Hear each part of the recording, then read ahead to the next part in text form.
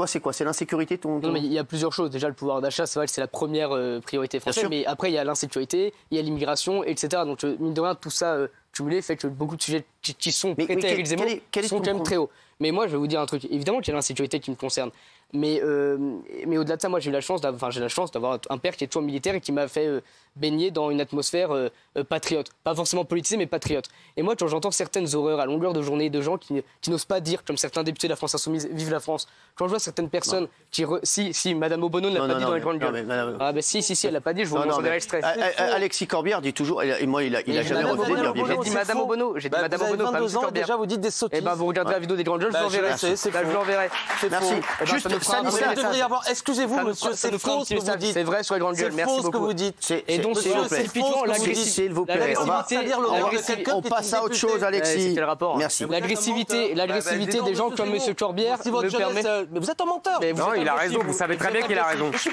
Merci, vous savez très bien qu'il a raison. Vous êtes un jeune apparatchik. Qu'est-ce que j'ai Continuez d'apparatchik, vos études, parce que vous sacrifiez vos études pour lui. Donc voilà, je vais vous donner un conseil. Continuez vos études, monsieur, parce que dans la vie, il faut avoir des diplômes. Retournez enseigner en 2022, c'est fini pour vous, la tombée. S'il vous plaît, Stanislas. Je vais vous dire un truc. Vous savez quoi? C'est les électeurs qui vont décider.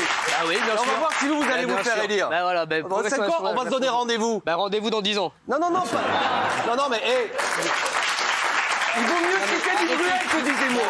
Mais je vais vous dire un truc, les yeux dans les yeux. Si vous voulez faire la politique, ne mentez pas. Non, mais je fais ce que je veux. Ah non, criez pas. S'il vous plaît, dans le calme. Écoutez-moi, jeune homme, bien élevé. Bah oui.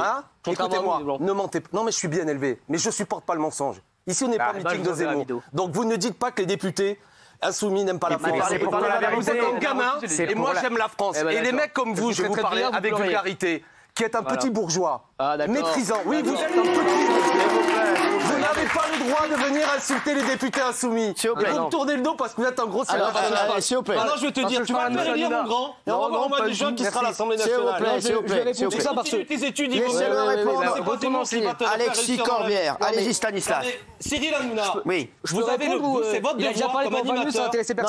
Un jeune homme débarque comme ça. Et dit des mensonges. Moi, j'en ai marre. Vous savez pourquoi il cite Obono? Non. Vous savez pourquoi il cite Obono? Parce que c'est sur les grandes gueules.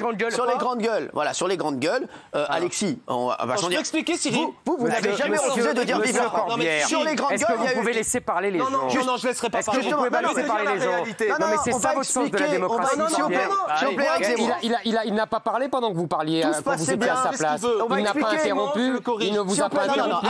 Alors respectez un peu. Je veux qu'on explique c'est pas parce que c'est un jeune bourgeois qui n'a pas le droit de parler. Non, mais il n'a pas le droit de mentir. Mais il ne ment pas. Il ne ment pas. Une règle. C'est désolant, il ne ment pas. Vous allez m'expliquer. Je veux qu'on explique aux téléspectateurs ce qui s'est passé. Daniel Obono sur les grandes gueules. Qu'est-ce qu'elle a fait, Stanislas? Et Alexis va répondre après. Au lieu de brailler, demandez-moi une explication. Donc, allez-y, expliquez aux téléspectateurs. Daniel Obono, député de la France Insoumise, a signé une tribune.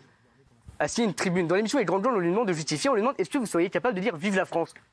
Elle ne l'a pas dit. Alors, elle n'a pas dit. Ça, c'est vrai, Alexis. Est-ce que c'est possible de me répondre sans crier? Et moi, je vous prenais ça comme un exemple. Alors, laissez répondre Alexis. Parce que moi, contrairement à vous, j'ai du respect pour les êtres humains. Et par contre, je peux avoir beaucoup moins pour ceux qui n'arrivent pas à dire vive la France. Merci, Stanislas. Alors, c'est vrai cette affaire.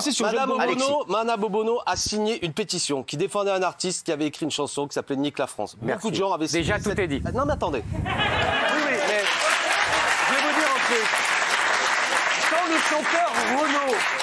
le chanteur Renaud, qui est sans doute un de nos plus grands poètes français, dit la République, moi je la tringle, etc., que vous le vouliez qu'on aime ou pas, il a le droit de le chanter. Là, attendez, alors. Donc, elle va aux grandes gueules.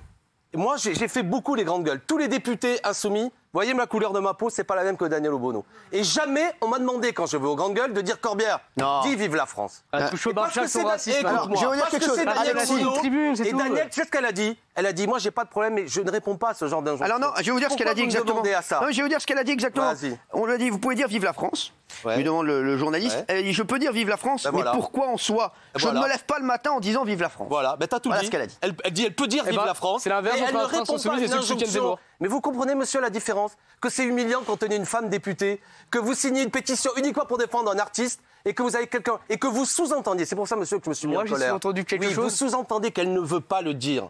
Alors qu'elle ne répond pas à une injonction. Elle l'a pas dit. Allez, c'est bon, merci. Mais vous comprenez la différence?